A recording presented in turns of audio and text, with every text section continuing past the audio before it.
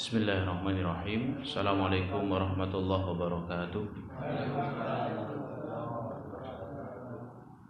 Innal hamdalillah wassalatu wassalamu ala Rasulillah wa ala alihi wa ashabihi wa man wala. Asyhadu an la ilaha illallah wahdahu la syarikalah, asyhadu anna Muhammadan abduhu wa rasuluhu la nabiyya wa la rasula ba'da.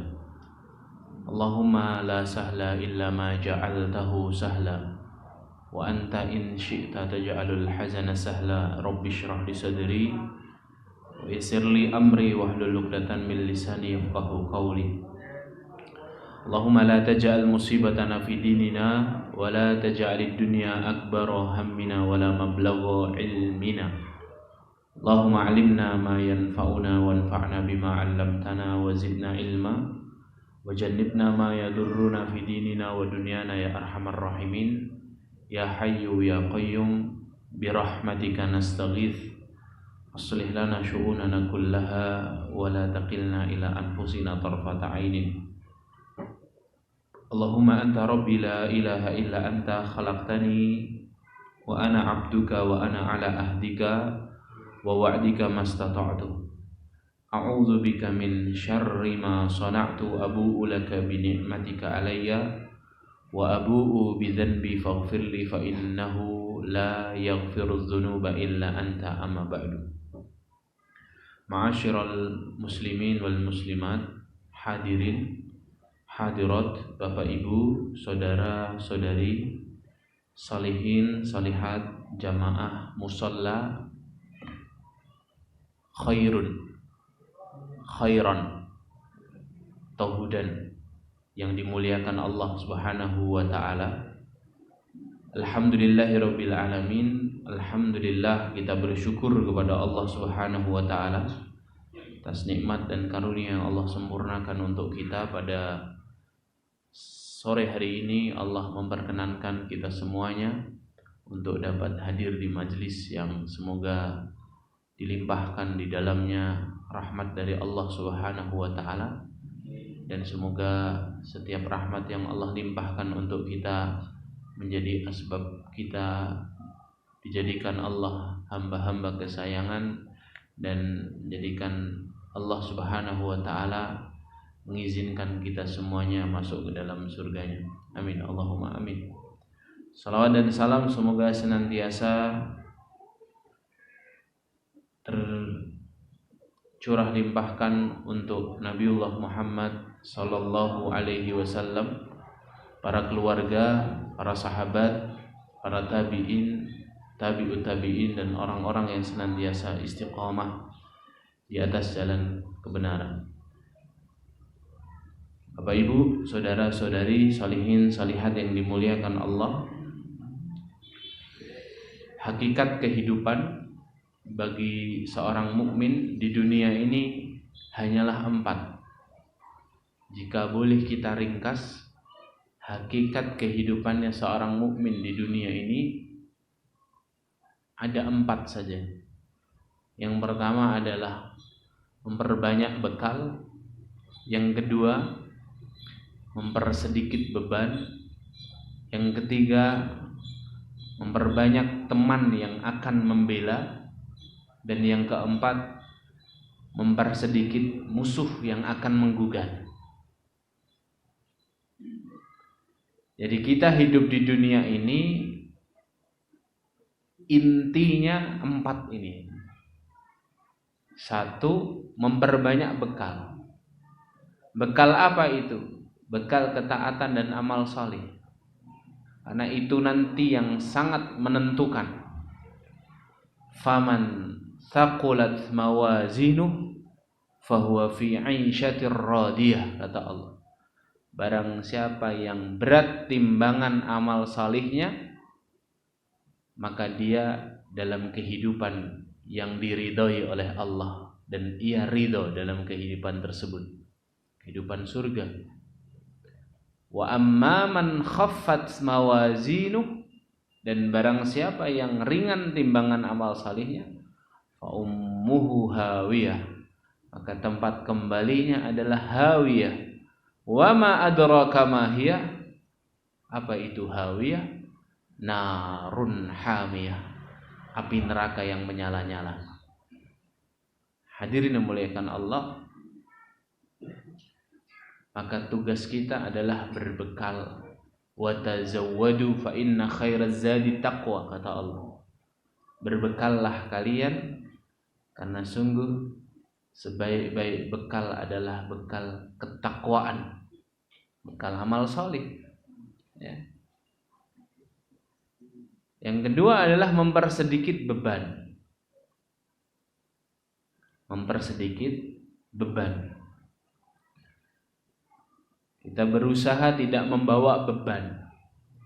Karena beban ini akan hanya memberatkan kita dan merepotkan kita ketika kita berada di padang mahsyar, dan lebih merepotkan lagi ketika kita menyeberangi sirat. Beban apa itu? Beban dosa dan maksiat. Kita berusaha seminimal mungkin untuk jatuh dalam kesalahan. Kita berusaha sesedikit mungkin untuk khilaf dan melakukan kemaksiatan. Kalaupun kita jatuh dalam kemaksiatan, itu sebuah keniscayaan. Karena manusia ini makhluk yang lemah, mudah jatuh dalam kekhilafan, mudah jatuh dalam keterpurukan, kemaksiatan. Kullu bani Adam khatta'un, kata Rasulullah. Setiap manusia itu pakarnya dosa, pakarnya kesalahan, mudah melakukan kesalahan. Khatta'un itu dalam bahasa Arab menggunakan sighah mubalaghah. Sighah mubalaghah itu bentuk kata yang berfungsi sebagai penekanan, Bapak Ibu. Bukan khata'un tapi khatta'un. Toknya ada tasydidnya, ada tekannya. Maka artinya bukan setiap manusia melakukan kesalahan, bukan.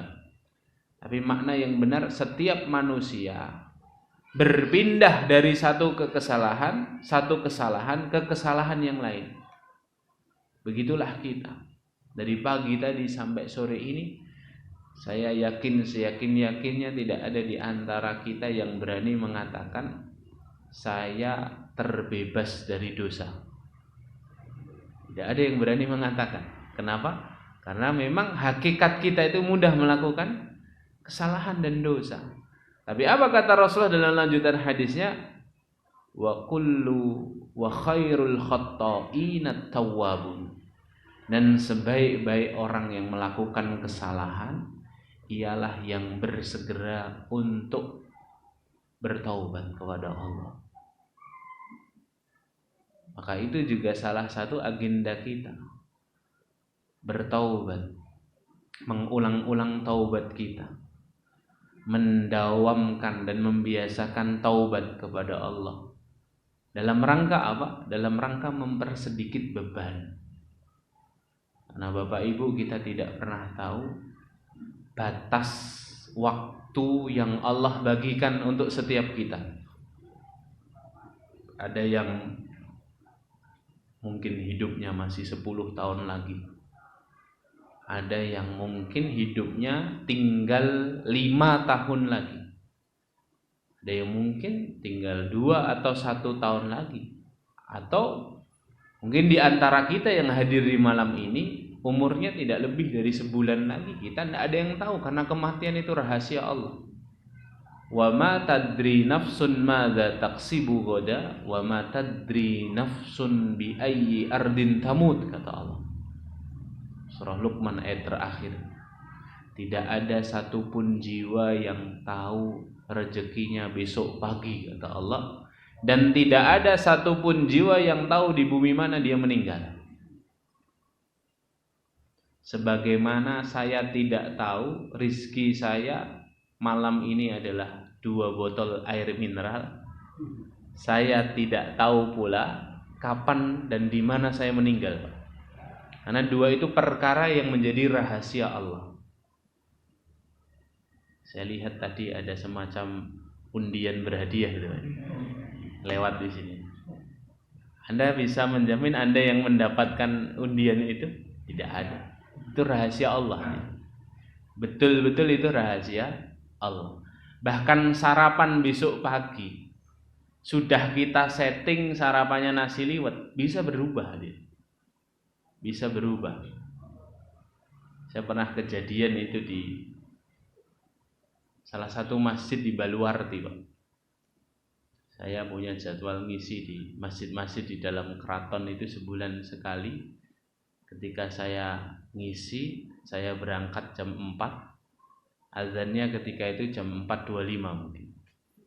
Saya masuk karena masjid-masjid di sana itu masjid-masjid yang masuk-masuk gang gitu. Saya naik motor, saya parkir, kemudian parkir dengan masjid itu harus melalui jalan satu gang. Masya Allah, jam 4 pagi ibu-ibu sudah bangun, sudah ngaduk apa itu, Pak? Duduh opor, Pak. Masya Allah, tabarakallah.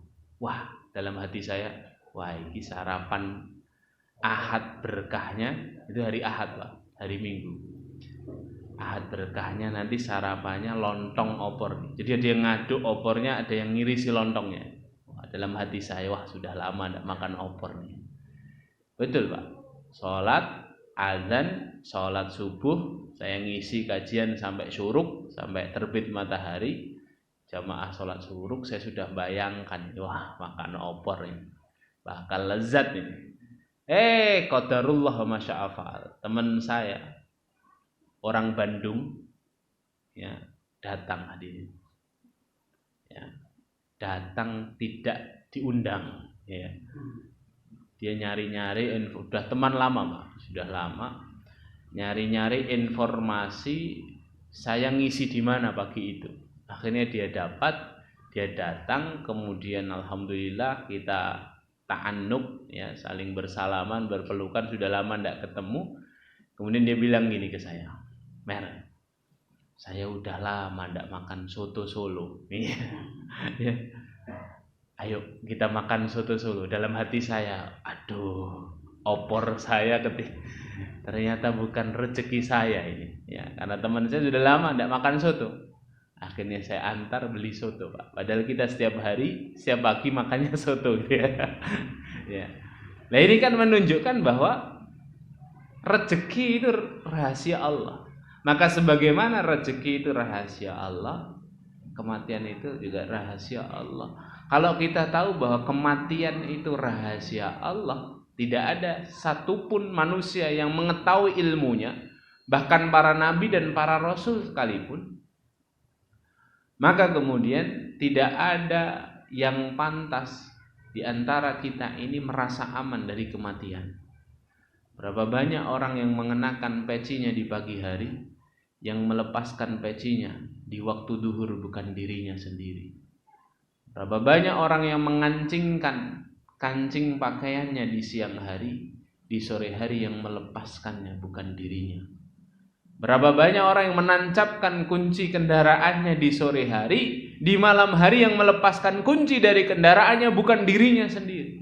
Kematian datang secara tiba-tiba, tidak menunggu kata siap dan tidak menunggu kita bertobat. Maka yang harus kita siapkan adalah bagaimana setiap waktu dan setiap menit dalam hidup kita ini kita selalu beristighfar dan bertaubat kepada Allah. Setidaknya kita mengakui dulu bahwa kita ini hamba yang alfa, mudah sekali jatuh dalam dosa, sehingga kemudian kita akan mudah untuk mohon ampun kepada Allah Subhanahu wa ta'ala atas kelemahan diri dan kesalahan-kesalahan yang kita kerjakan. Itu hakikat kedua. Berbanyak bekal, mempersedikit beban. Ya. Yang ketiga adalah memperbanyak teman yang akan membela. Kita butuh banyak teman-teman solih, Bapak Ibu. Kita butuh banyak kawan-kawan yang kelak akan mencari-cari kita, memberikan pertolongan dan syafaat agar Allah memudahkan urusan akhirat kita. Dan urusan syafaat ini sudah dibahas panjang lebar oleh para ulama, bahwa setiap orang-orang yang salih, anak-anak yang salih, orang tua yang salih akan bisa memberikan syafaat untuk anak keturunannya, untuk kawan-kawannya, untuk para leluhurnya. Sehingga kemudian kita berusaha dalam kehidupan ini memperbanyak teman dan memperbanyak orang-orang yang kelak akan membela kita di hadapan Allah Subhanahu wa taala. Ya. Dalam sebuah ayat di dalam Al-Qur'an, kalau kita buka, ada cerita di dalam Al-Qur'an tentang teriakan para penghuni neraka ketika mereka merasa putus asa dan merasa kecewa karena selama hidup di dunia mereka tidak punya teman-teman yang membela, tidak mencoba mengumpulkan teman-teman yang membela. Allah sebutkan di dalam surah ke-26, surah Asy-Syu'ara ayat yang ke-100. Allah Subhanahu wa taala berfirman, "Fama lana min syafi'in wala sadiqin hamim." Duhai, sungguh celaka kami tidak punya teman-teman yang bisa memberi syafaat. Kami tidak punya orang-orang yang dapat memberi syafaat. Wala sadiqin hamim. Kami juga tidak punya teman-teman dekat yang menolong kami. Sadiq itu artinya teman, hamim itu teman yang sangat dekat, ya. Hamim itu kalau diartikan secara bahasa artinya akrab. Hamim berarti teman-teman yang akrab, dekat, itu sangat dibutuhkan nanti di akhirat tadinya. Tapi bukan sembarang teman. Teman-teman yang akrab dalam masalah ini adalah teman-teman yang salih di mata Allah, sehingga dengan kesalihannya itu Allah percaya orang ini diperbolehkan kemudian merekomendasikan temannya yang lain. Yang namanya orang kepercayaan itu pasti diberikan satu privilege, satu keistimewaan untuk bisa merekomendasikan orang lain. Di dunia pun kan kita begitu, Bapak Ibu. Ya. Anda seorang atasan, Anda seorang manajer, direktur perusahaan atau komisaris utama di sebuah perusahaan. Kemudian Anda punya orang kepercayaan, tangan kanan Anda. Ketika tangan kanan kita ini merekomendasikan seseorang untuk bergabung di perusahaan kita akan mudah percaya. Lah, orang-orang kepercayaannya Allah itu siapa? Hamba-hambanya yang salih. Orang salih, para salihun dan salihat itu adalah orang-orang kepercayaannya Allah. Maka kemudian diberikan privilege oleh Allah untuk bisa memberi syafaat kepada kawan-kawannya. Ayat ini ketika dijelaskan panjang lebar oleh seorang ulama tabi'in bernama Al-Hasan Al-Basri rahimahullahu ta'ala, beliau menjelaskan, idza dakhala ahlul jannatil jannata, kalau semua manusia sudah masuk ke dalam surga, wa dakhala ahlun narin nar, dan sebagian yang lain masuk ke dalam neraka, fa idza bi ahlil jannati yatahaddatsun, para penghuni surga itu saling berbincang-bincang, kata Al-Hasan Al-Basri. Fa yaqulu qailun min ahlil jannah, kemudian seorang di antara mereka berkata, ma fa'ala sadiqi fulan, apa yang sedang dilakukan temanku si fulan ya? Dia bertanya demikian. Fala yajiduhu fil jannah wa yus'alu anhu, aw yas'alu anhu. Kemudian dia mencari-cari temannya di surga, tidak ketemu dia. Akhirnya dia menanyakan tentang temannya ini kepada Allah Subhanahu wa taala. Ya. Maka kemudian fayuqalu, maka dikatakan huwa finnar. Temanmu itu masuk neraka. Masuk neraka. Ya. Fayaqulul mu'min, maka kemudian orang-orang beriman yang Allah masukkan ke dalam surga, dia berkata kepada Allah, ya Rabbi, lan taktamil ladzati fil jannati illa biwujudi sadiqi fulan. Ya Allah, kenikmatan surgamu ini belum lengkap bagiku ya Allah tanpa kehadiran kawanku si fulan. Penghuni jannah protes. Penghuni jannah memberikan review kalau bahasa sekarang. Kita masuk restoran, selesai makan, belum habis kita mendapatkan di makanan kita ada lalatnya atau ada rambutnya. Yang masak rambutnya masuk ke makanan. Atau minumannya ada semutnya. Kemudian kita kasih review di Google Map kita. Bintangnya berapa, komennya apa, gambarnya di foto. Kira-kira penghuni jannah itu ketika tidak mendapati teman-temannya di dunia, kok tidak kedapatan di surga, mereka matur sama Allah. Ya Allah, tidak lengkap ya Allah kenikmatan surgamu ini tanpa kehadiran kawanku fulan, disebutkan namanya. Oh, Allah Subhanahu wa taala itu zat yang maha sempurna. Dikasih testimoni surganya tidak lengkap oleh para penghuni surga. Padahal surga itu barang dagangannya Allah yang sudah lama dipromosikan sejak di dunia kan. Bahkan untuk membelinya kita disuruh menukarnya dengan jiwa dan raga, dengan harta yang kita punya. Innallaha ashtara minal mu'minina anfusahum wa amwalahum bi anna lahumul jannah, kata Allah dalam surah At-Taubah.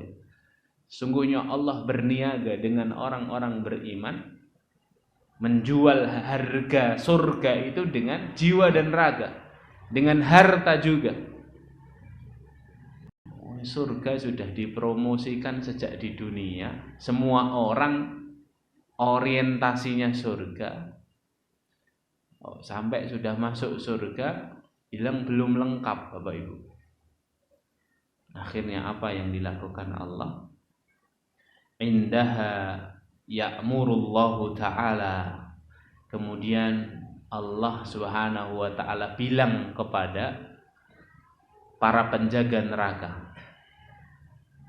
Allah perintahkan fayakhruju sadiquhu minan nar ilal jannah, agar kawannya si fulan tadi dikeluarkan dari neraka.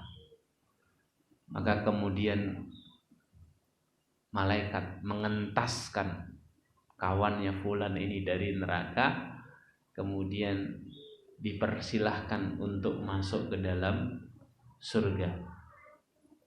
Ketika sudah bertemu, bereuni, berkumpul dengan kawan-kawannya yang lain ke dalam surga, walaupun agak sedikit malu Pak, karena datangnya terlambat. Ya. Dalam satu percakapan lain disebutkan, si fulan yang baru saja nyampe di surga ini berterima kasih kepada kawan-kawannya yang sudah di surga dengan kalimat, wahai teman-temanku, maafkan aku datangnya belakangan. Kalau bukan karena kalian, orang-orang dalam ini, maka aku tidak bisa masuk ke dalam surganya Allah setelah rahmat dari Allah Subhanahu wa ta'ala. Jadi akses masuk surga itu ternyata salah satu penentunya itu siapa Bapak Ibu? Orang dalam Pak. Kita harus berusaha punya orang dalam. Wong pusat kalau kata orang sekarang ya. Kata Gus Ikdam apa? dekengane wong pusat, ya. Siapa orang dalam? Siapa orang dalam? Orang-orang soleh. Siapa itu? Ya kanan kiri kita ini. Yang sobonya di masjid, yang tahan duduk di pengajian, ini orang-orang soleh, Pak. Kalau kanan kiri kita itu bukan orang soleh, tidak kober, Pak, ngaji seperti ini. Ada yang lebih menggiurkan di rumah sana, ada yang lebih menggoda di luar sana. Berkumpul, duduk dengan keluarga, nyetel televisi, makan kacang, makan gorengan, nyeruput es teh. Tapi orang-orang yang soleh itu dicondongkan hati oleh Allah Subhanahu wa ta'ala hampir sebentar di taman-taman surga ini. Taman surganya Allah yang ada di dunia ini majelis ilmu. Jadi orang-orang yang dimudahkan Allah datang ke majelis ilmu seperti ini sejatinya orang-orang yang dilatih Allah untuk menikmati taman-taman surga. Dan semoga kita semuanya nanti bisa berkumpul lagi di taman-taman surga yang sebenarnya. Amin Allahumma amin. Kenapa kok majelis ilmu itu diibaratkan Rasulullah seperti taman surga? Irta'u fi riyadil jannah. Mampir kamu sebentar ke taman-taman surga. Riyad min raudhah min riyadil jannah. Apa itu raudhah min riyadil jannah kata para sahabat? Ya, majelis ilmu, majelis zikir. Apa korelasinya antara taman surga sama majelis ilmu? Padahal di majelis ilmu itu tidak ada taman-taman surga yang penuh dengan tanaman-tanaman yang menggantung buah-buahnya di atasnya. Tidak ada bidadari-bidadari, Pak. Ya, tidak ada pemandangan-pemandangan yang indah. Makanan minuman itu pun kalau disediakan panitia kan, nggak bisa mengambil sesuka hati. Tapi kenapa Rasulullah Shallallahu Alaihi Wasallam mengibaratkan majelis ilmu itu seperti taman surga? Para ulama menjelaskan beberapa penjelasan. Yang pertama, dari sisi subjeknya, para pelakunya. Dan ini semoga menjadi doa kita bersama. Orang-orang yang betah datang ke majelis ilmu itu kata para ulama adalah calon-calon penghuni surga. Nah ini. Semoga kita dibetahkan Bapak Ibu. Berpindah dari satu majelis ke majelis yang lain. Ya kita makmurkan musola kita ini ya. Tidak hanya fungsinya untuk sholat tok. Dari dulu itu masjid di zaman Rasulullah dibangun itu fungsinya banyak. Salah satu fungsinya untuk ibadah, tapi juga untuk hospital, rumah sakit ya iya, majelis ilmu ya iya, pusat pendidikan juga. Menerima tamu juga boleh di masjid tadi. Kalau kita punya rumah tidak terlalu besar, terima tamu di masjid. Rasulullah itu punya tiang khusus di Masjid Nabawi, namanya tiang wufud. Tiang biasa Rasulullah duduk menerima tamu-tamu dari suku-suku lain di masjid, karena rumahnya Rasulullah sempit. Dan itu bukan satu aib, ya, karena memang rumah ini adalah rumah bersama, rumahnya Allah Subhanahu Wa Taala yang difungsikan untuk kemaslahatan umat. Pusat perekonomian umat juga di masjid. Ya. Salah satunya majelis ilmu. Nah, dikiaskan para ulama di situ. Yang kedua, mengapa majelis ilmu itu dinamakan Raudhatul Jannah atau taman surga? Karena di dalamnya menawarkan ketenangan. Inti masuk surga itu kan tenang, Pak. Masuk neraka gelisah. Ya. Orang punya banyak harta, orang punya jabatan yang tenar, populer, orang punya banyak aset, tapi kalau hidupnya nggak tenang ya nggak bahagia, Pak. Inti dari kehidupan itu kan ketenangan. Kalau orang sudah tenang, mau uangnya sedikit, mau rumahnya biasa saja, santai, ya, hidupnya tenang. Lah, di majelis ilmu itu menawarkan ketenangan. Wa nazalat alaihimus sakinah dalam sebuah hadis. Allah turunkan ketenangan. Orang kalau sudah tenang, sudah enak mau ngapa-ngapa. Dia akan lebih khusyuk berzikir kepada Allah. Dia akan lebih maksimal beramal saleh. Dia akan lebih produktif dalam aktivitasnya. Nah itu majelis ilmu itu Pak. Lah kalau jenengan ikut majelis ilmu, pulang dari majelis ilmu kok tambah ngegas Pak, tambah galak, tambah gampang nyalahkan orang, tambah mudah ngafirkan, tambah selalu bilang ini bukan kelompok kami, mengatakan kafir, bid'ah dengan segala label-labelnya. Nah ini mesti ada yang salah. Jangan-jangan bukan majelis ilmu tapi majelis ghibah. Ya. Karena majelis ilmu itu selalu menawarkan ketenangan sebagaimana tenangnya para penghuni surga ketika masuk ke dalam surga. Ya. Itu beberapa hal yang diingatkan para ulama. Nah, orang-orang soleh itu tempatnya di majelis ilmu, Bapak. Kemudian ceritanya tadi, ya, akhirnya si orang yang dicemplungkan ke dalam neraka tadi diperbolehkan Allah masuk surga. Temu sama teman-temannya. Lah proses dia diangkat dari neraka kemudian dimasukkan ke surga itu dilihat oleh para penghuni neraka yang lain. Ya. Fa idza ukhrija ilal jannah, ketika dia dikeluarkan dari neraka menuju jannah, sa'ala ahlun nari ba'duhum ba'du. Maka bertanyalah para penghuni neraka satu dengan yang lainnya, sambil disiksa saling bertanya. Mereka berteriak dalam siksaan dan saling bertanya. Man syafa'alahu, kata satu orang penghuni neraka, siapa yang memberi syafaat orang ini tadi? Tiba-tiba naik langsung diselamatkan dari neraka masuk ke dalam surga. Man syafa'alahu, siapa yang memberi syafaat dia? Nabiyun minal anbiya, apakah dia punya saudara nabi? Ya. Punya saudara nabi. Kemudian malaikat penjaga neraka mengatakan, la, bukan.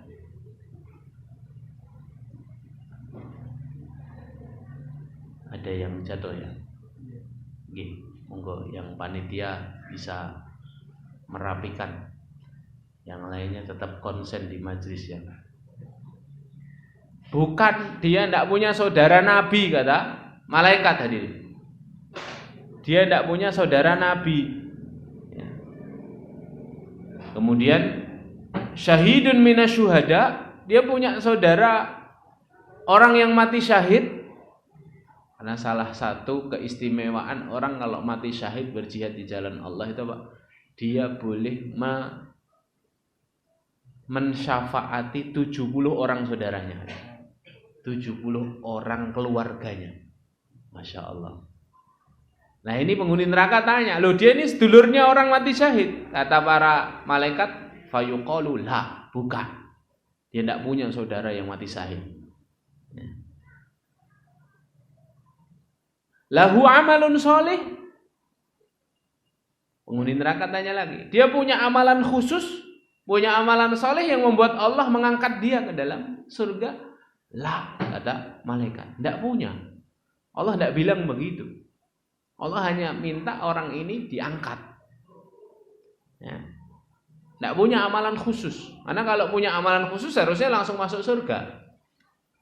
Dia tidak punya amalan khusus. Ya. Idzan man syafa'alahu. Kemudian penghuni neraka ini tanya lagi, terus siapa yang ngasih syafaat orang ini? Siapa? Ya. Fayuqalu, maka para malaikat penghuni neraka mengatakan, syafa'alahu sadiquhu fulan. Yang memberi syafaat dia teman dekatnya dulu di dunia, namanya si fulan. Maka kemudian para penghuni neraka tadi berkata, dalam ayat surat Asy-Syu'ara ayat 100 dan 101 tadi. Fama lana min syafi'in. Aduh, saya tidak punya pemberi syafaat, wala sadiqin hamim. Saya pun tidak punya teman-teman yang akrab nan solih dulu di dunia. Menyesal hadirin, tidak punya teman yang salih. Maka mari kita berusaha selain memperbanyak amal, mempersedikit dosa, yang juga penting adalah memperbanyak akses teman-teman salih yang akan membela. Dari mana? Ya, dari tempat-tempat yang baik, karena orang-orang salih itu selalu datang di tempat-tempat yang baik. Ya, saya selalu katakan kepada jamaah, kalau ngaji kayak gini, duduklah di tempat di mana kita belum mengenal kanan kiri kita, Pak. Kenapa? Karena bisa jadi dia samping kita itu orang dalam yang masuk surga lebih dulu daripada kita. Kalau temennya mung itu tok, ya nanti aksesnya ya cuman dari itu. Ya tidak jaminan itu masuk surga duluan gitu loh.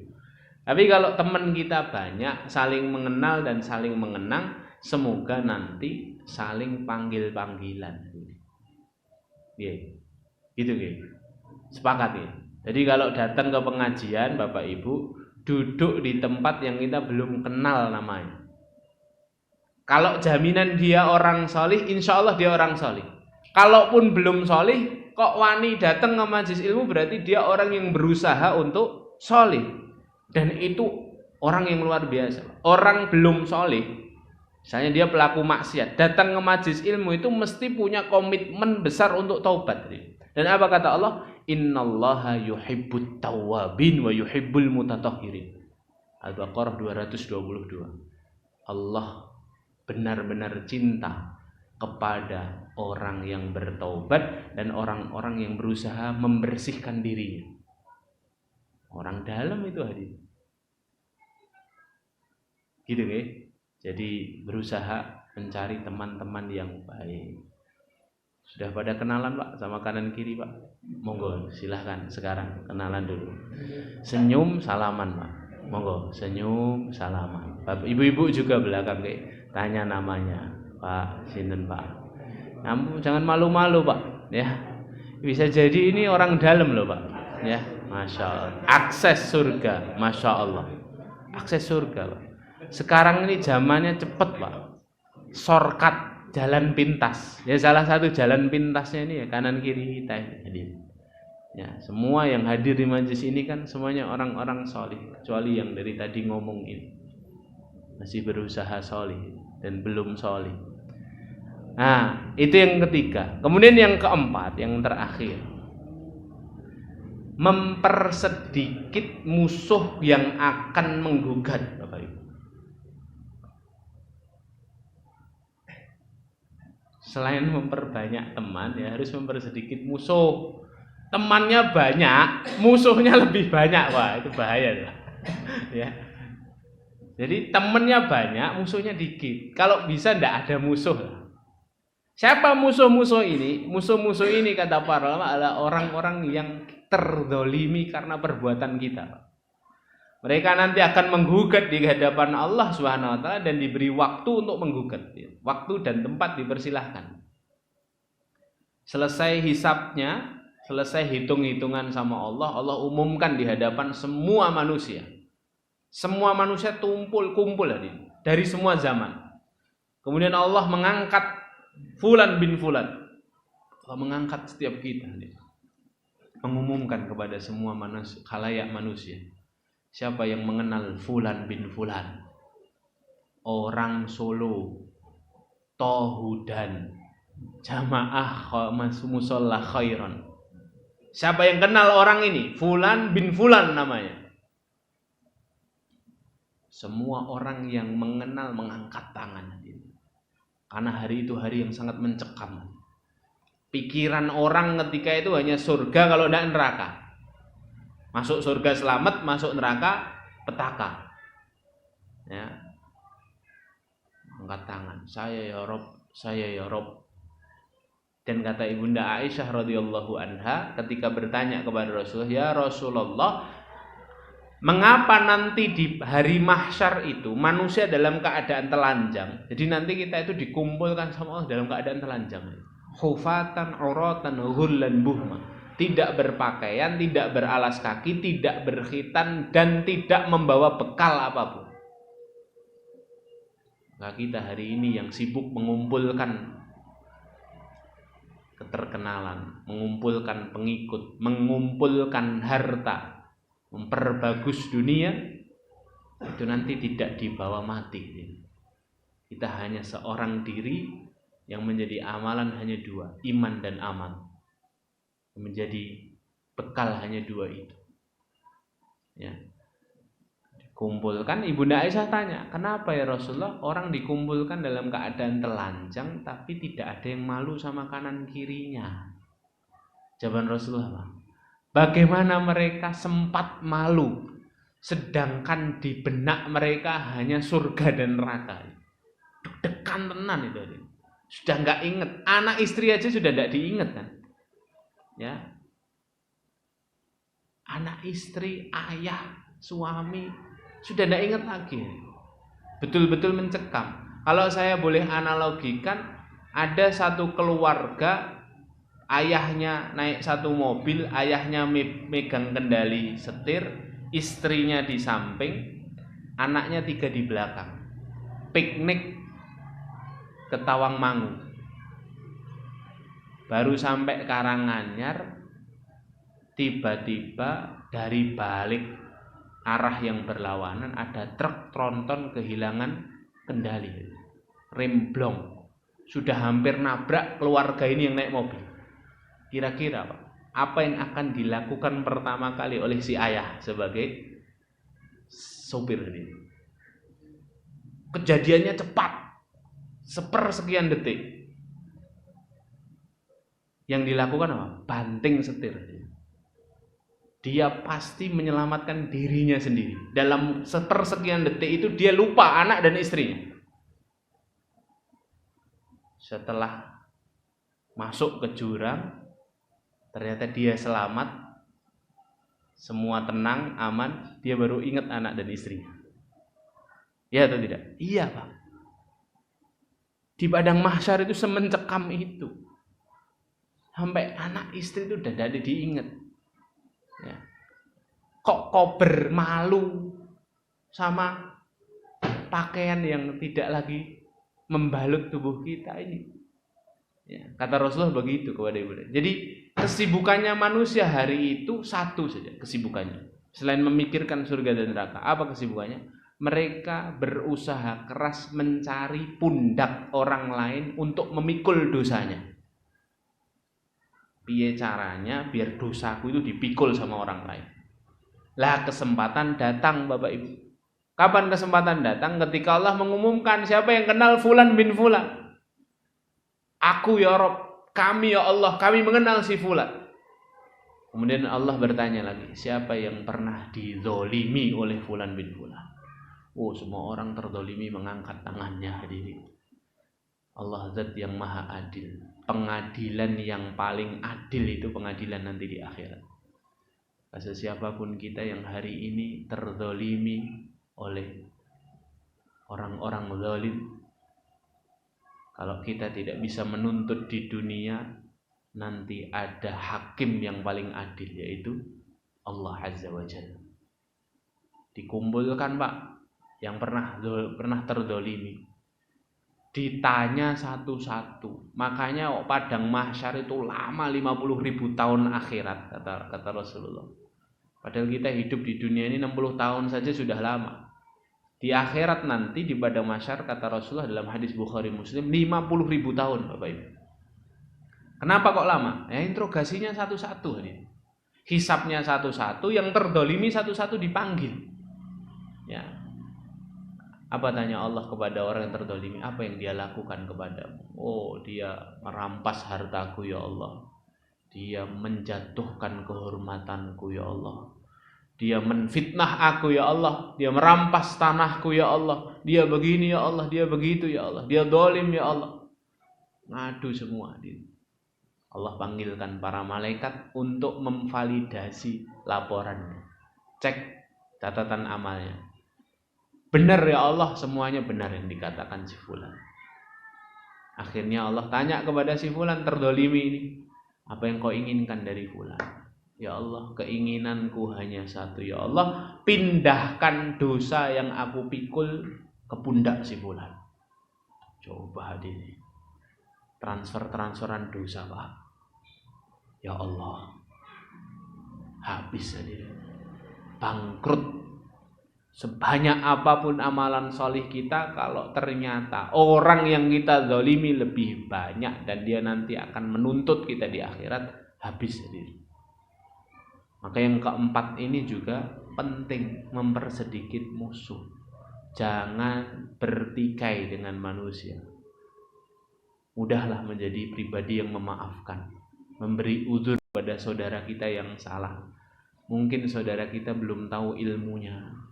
Mungkin dia melakukan kesalahan kepada kita karena ketidaktahuannya. Lihat pelajaran Rasulullah berdakwah di kota Taif kan, dilempari batu, dilempari kotoran, berdarah-darah Rasulullah. Malaikat Jibril diutus Allah dengan dua malaikat Akhsyaban. Malaikat Akhsyaban itu dua gunung yang ada di kanan kirinya kota Taif. Apa kata Jibril? Ya Rasulullah, sungguh aku telah diizinkan Allah membawa dua malaikat ini, yang apabila ada satu darahmu menetes ke atas buminya Allah, maka aku diizinkan oleh Allah untuk memerintahkan dua malaikat ini untuk membalikkan dua gunung itu untuk para penduduk Taif, biar mereka hancur lebur. Rasulullah dapat kabar dari Jibril itu langsung menengadah darahnya agar tidak jatuh ke tanah hadirin. Kemudian Rasulullah berkata, ya Jibril, innama bu'istu rahmatan la mu'adzabah. Wahai Jibril, sesungguhnya aku diutus Allah sebagai rahmat, bukan sebagai sebab azab. Innahum qaumun la ya'lamun. Mereka itu kaum yang belum tahu, wahai Jibril. Jangan kau timpakan dua gunung ini kepada mereka.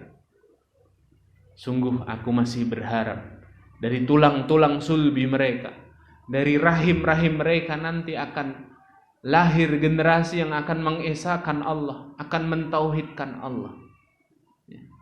Biarkan mereka dengan kejahilannya, suatu hari anak-anaknya pasti akan menyembah Allah. 10 tahun kemudian Taif dibuka oleh Rasulullah, semua penduduknya beriman kepada Allah. Ya tadi. Ya, mari kita berikan uzur kepada saudara kita kalau melakukan kesalahan. Jadi pribadi yang memaafkan. Ya, sehingga kemudian hidup kita tidak banyak musuhnya.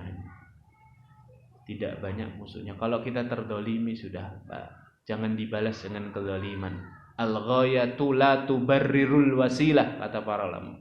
Tujuan yang baik tidak boleh menghalalkan segala cara. Kalau ada orang dolim sama kita, jangan dibalas dengan kezaliman. Kalau ada orang dolim sama kita, doa kita doa mustajabah. Ya, doanya orang terdolimi itu kan mustajabah, Bapak Ibu.